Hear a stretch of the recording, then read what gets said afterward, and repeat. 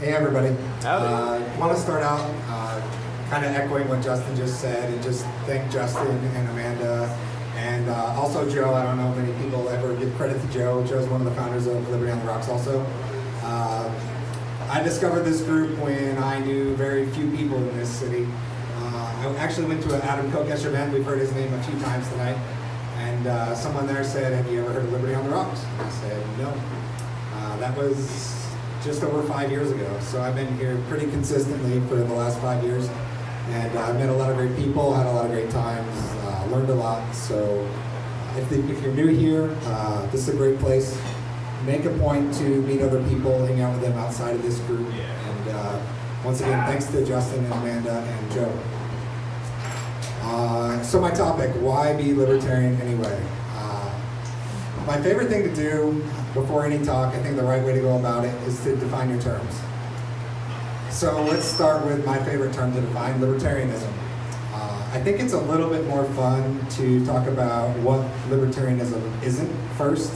I'll probably piss a couple more people off that way. So I'll start that way. When I say libertarian, I'm not talking about Glenn Beck. I'm not talking about Bill Maher.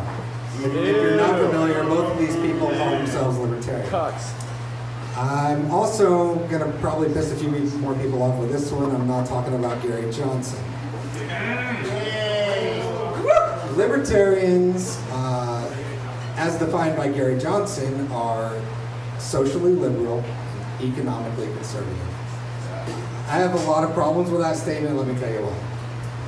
First of all, I don't think it's accurate. So, socially liberal. Can you find a less tolerant group, a less socially liberal group than progressives in America today? These PC assholes are the furthest thing from the idea of socially liberal that has existed. So I don't really think it's good for us to identify libertarianism with them. Economically conservative. Can you guys find me a conservative who thinks that taxation should be zero? No. Can you find me a conservative who doesn't want to spend hundreds of billions of dollars on the military? So I don't think it accurately describes us, but I also have another problem with this idea, and that's that it makes libertarians seem like middle of the roaders. It makes us seem like, we borrow a little bit from them and a little bit from them. We're just kind of, reasonable people. So you should agree with us because we're not dogmatic in one way or the other. That's not us at all. So what does libertarianism mean? I think it's actually pretty damn simple. And I don't know why we keep getting so much resistance or redefinition to this idea. But libertarian is strict adherence to the non-aggression principle. That's it. And I'll keep defining just for a minute longer, sorry. The non-aggression principle, what is that? I've heard a lot of bad definitions of this too. It does not mean that you do not harm anyone. Because you know what harms someone? If they have a really bad restaurant and I start a better one and it puts them out of business. So I'm not against that. What the non-aggression principle means is that it is not okay to initiate physical violence against people who are acting peacefully. That's it. That's all there is to the entire concept of libertarianism, and that's what I think makes it so beautiful. Wait. Hey, I know it might be tough, but remember the question. You can remember the question. All right, so now that I've got our working definition, let's talk about why we might be libertarian. And why does it matter why we're libertarian? Isn't it enough to just be libertarian? Why do we have to talk about why? I think why is important for two reasons. It colors the way that we perceive the world ourselves as libertarians, the way that we're going to think about different issues, how we're going to apply libertarian philosophy. But it also influences our ability to persuade other people. So if we're libertarians because we really don't want black people at our restaurant, that's a pretty bad reason to be a libertarian, right? Yeah. So Rodney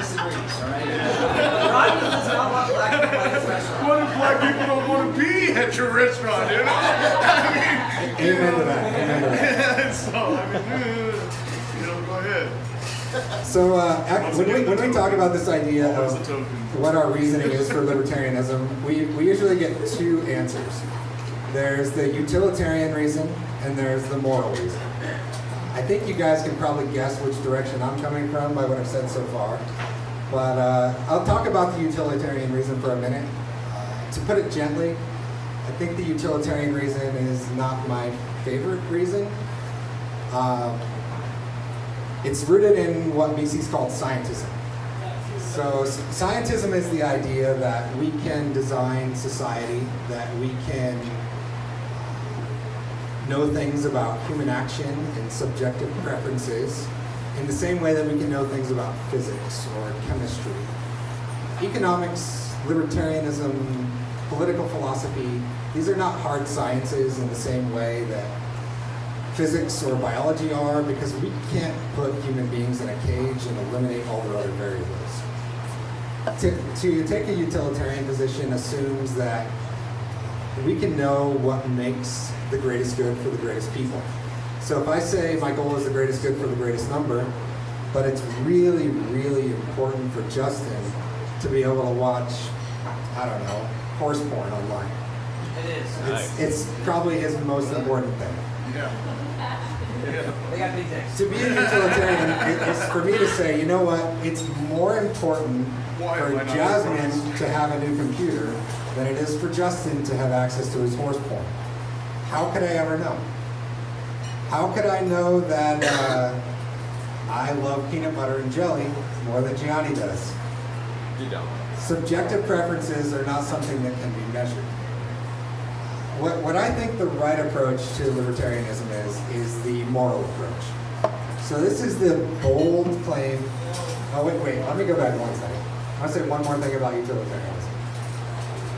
I think anyone who claims to be a libertarian based on utilitarian reasons is lying.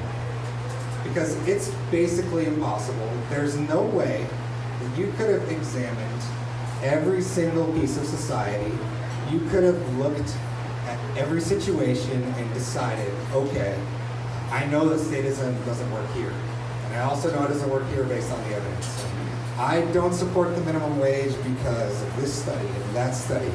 There's no possible way you could have enough information about everything in the world to say, yeah, the right answer is consistent libertarianism. Maybe utilitarianism says that there's exceptions there. I don't know. All right, so on to the moral case. What is the moral case for libertarianism?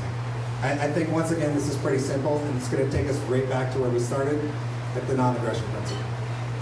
So the radical idea of libertarianism is that every single individual living in the world deserves the dignity and respect for you not to violate their rights. That's it.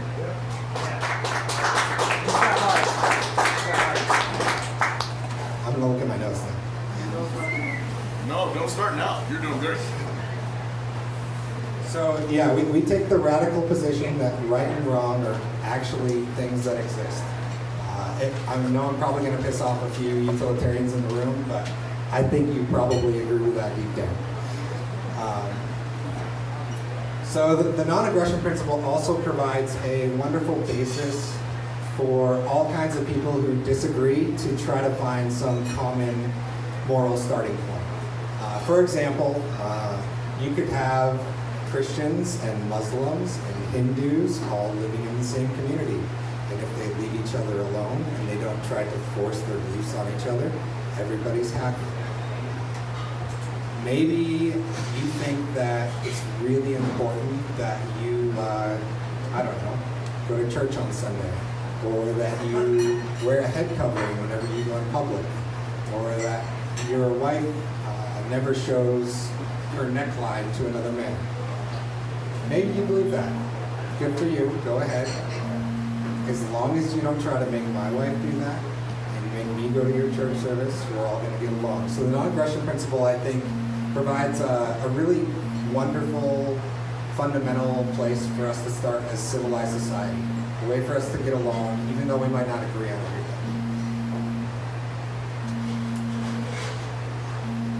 So non-aggression is an ethical principle, and a lot of people will say, if you believe in the non-aggression principle, that's ridiculous, it's impractical, you'll never achieve it.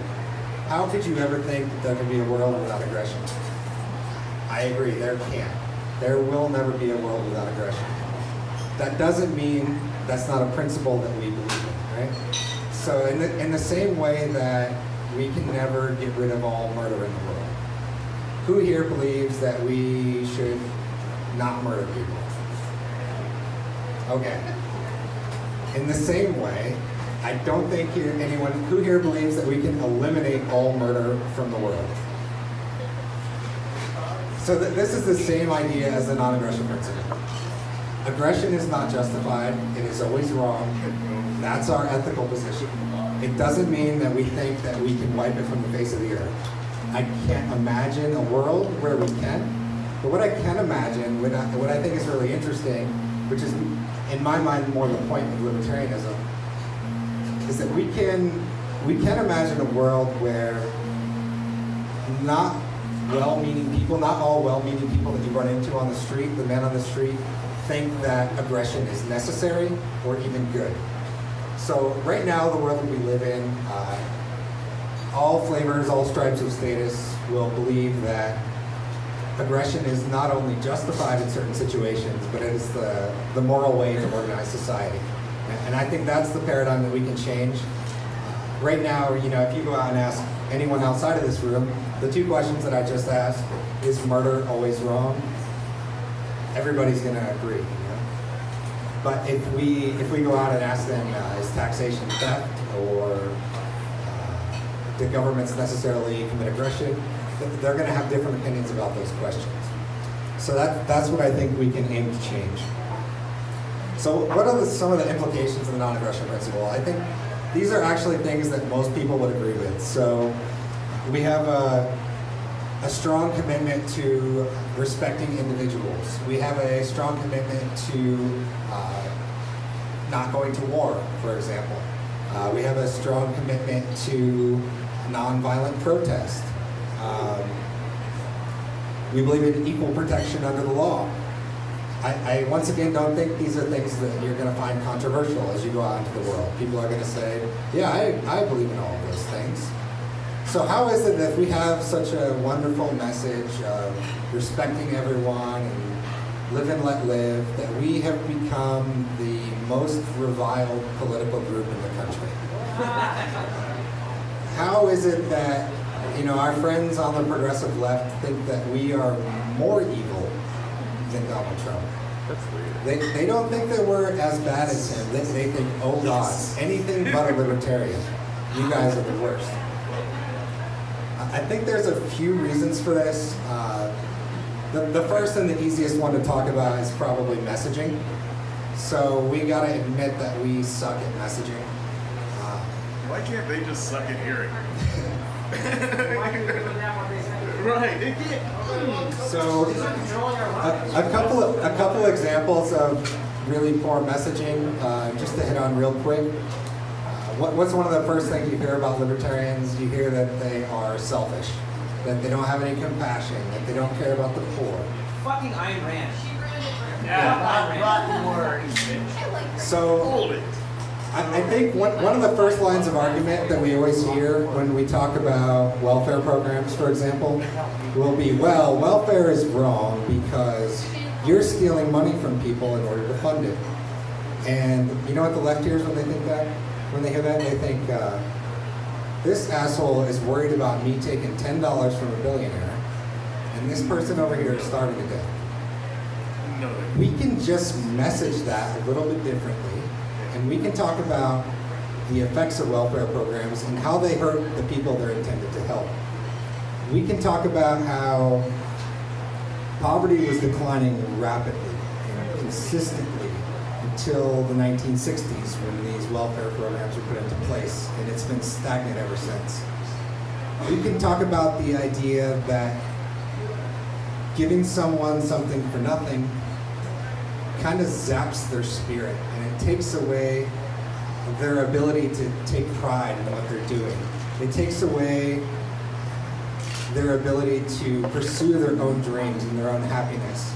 by basically placating them and in a lot of ways treating them like helpless children.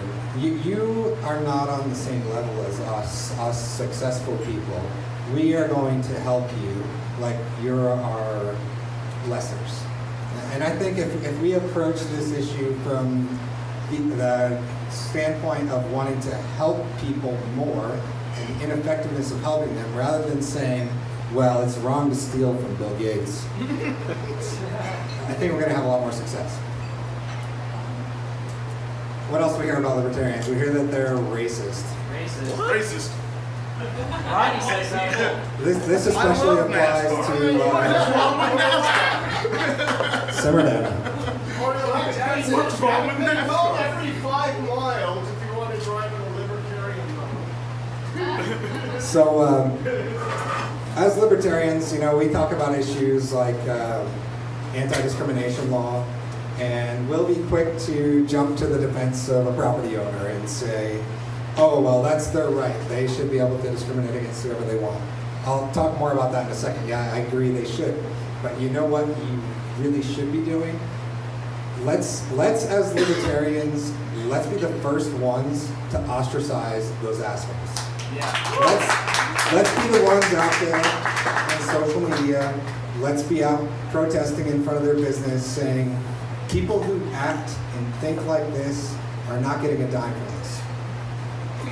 I actually think, I'm going to go here real quick, the anti-discrimination laws actually help to hide the racists. Yeah. Yes. They are not revealed for who they are and what they think because they are just following the law. And now we have no idea.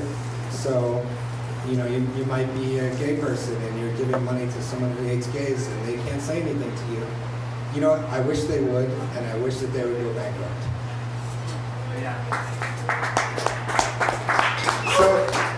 So that's messaging, but I think what's even more interesting to talk about and what's more dangerous than our messaging is when we confuse our own ideology. For myself personally, reading left libertarians in the last few years has kind of opened my eyes to a lot of these things. I'll just go through a quick list here. Sweatshops. How many of you have heard a libertarian defending sweatshops before?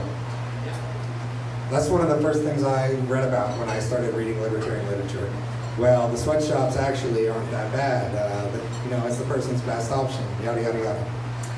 I bought into that argument for a long time.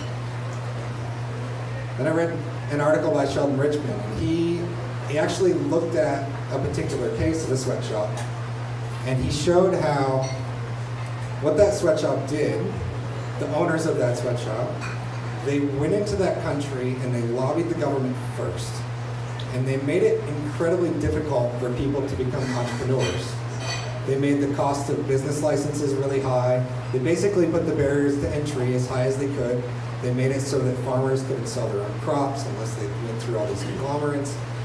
And then all of a sudden, these people's only and best option is to work in a sweatshop. And then all of a sudden, we've got the libertarians rushing to their defense. Oh, look at this business owner. He's giving these people an opportunity. A few more examples. Intellectual property. So we often hear defense of the super rich. Who's the richest man in the world? I already said his name once. Bill Gates. I heard Bill Gates being defended for many, many years by libertarians. He's basically just a government monopolist. If it was not illegal to copy the bits from your computers to someone else's, he would still be a successful person. Maybe he would have $100 million, but he wouldn't have $60,000 million. I think we can find a lot of camaraderie on the left if we don't defend people who got a lot of money through government privilege. Yep. Regulatory capture is another great one. You guys have all heard of the Dodd-Frank legislation that happened after the 2008 crisis. There were something like 140 references in Dodd-Frank that said the committee shall decide at a future date what the actual technical regulations are. The committee shall decide. Do you know who was on that committee? Who? 7 CEOs of major banks, Oh. Citibank, Goldman Sachs, they actually decided the regulations that we're going to regulate themselves. And you know what their number one goal is? Barriers to entry, preventing competition. And a lot of times we'll see libertarians basically instinctually defend any type of private business. Well, they're private, so they can do no wrong. We need to look below the surface. We need to look a little bit deeper, find the connections where these people are acting as cronies.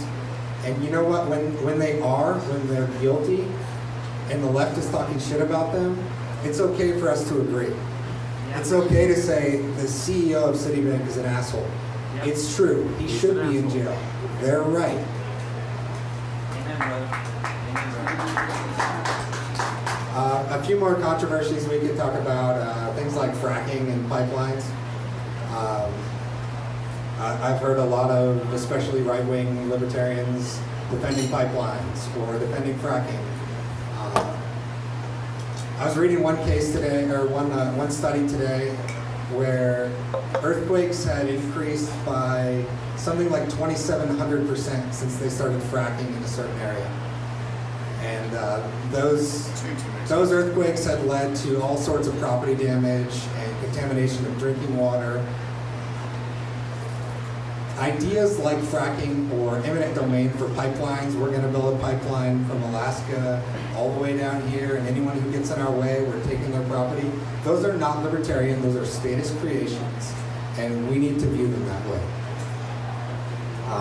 I'm going to go against one of my heroes here and ruffle probably a few more feathers, but Murray Rothbard was wrong about something. Say it as a so. Yeah, more than one thing, you're right. The one I want to talk about, I've heard a lot of people say this, especially opponents of libertarianism. Your hero, Murray Rothbard, said it's okay to starve your kids. He was wrong. Libertarianism doesn't tell us that. That has nothing to do with the non-aggression principle. That's all I want to say about that. If you have questions, we can talk about it more. All right, in the last category, the last reason I think why we get such a bad reputation is because I think we try to do something that I'll call the seeming reasonable fallacy. So we will water down or moderate our views in order to not offend the mainstream, or in order to not seem like we're totally wacko, like is our reputation, right? So I'll go ahead and pick on Gary Johnson again. We see this in the recent election. When they ask him on CNN, you support legalizing marijuana, what about other drugs? Oh, no. We're not in favor of that. We're not advocating for legalizing anything other than pot. Yes. Or another Gary Johnson one for you is, well, yeah, I do think that the Jewish baker should have to bake the Nazi cake, but they shouldn't have to decorate it. When you start to go down this road, it makes us seem very disingenuous. There's a lot of examples, a lot more examples. For example, taxation is theft. Taxation is theft. Taxation is theft. But, I support the fair tax. I think we should have a consumption tax. Or maybe we should just have tariffs. I thought you said taxation was theft. Taxation is theft. Or I'll quote Bastian real quick. The state is that great fiction by which everyone tries to live at the expense of everyone else. We hear this all the time from libertarians. And then they run for office. Which is it? We'll say that only individual rights matter.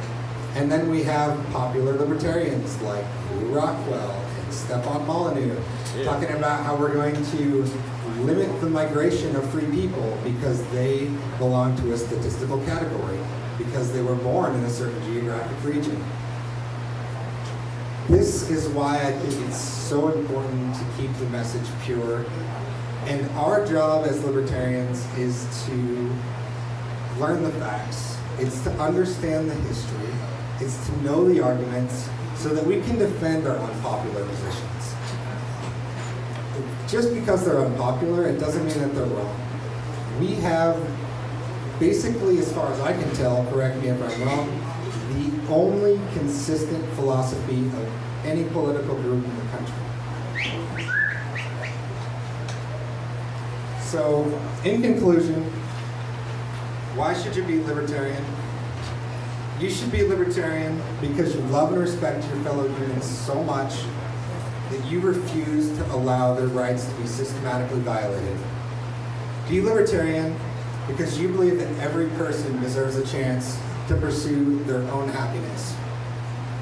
Be libertarian because libertarianism is the most logical, consistent, civilized, and compassionate political philosophy the world has ever known. We don't need to apologize for that or water it down. Yeah. Yeah.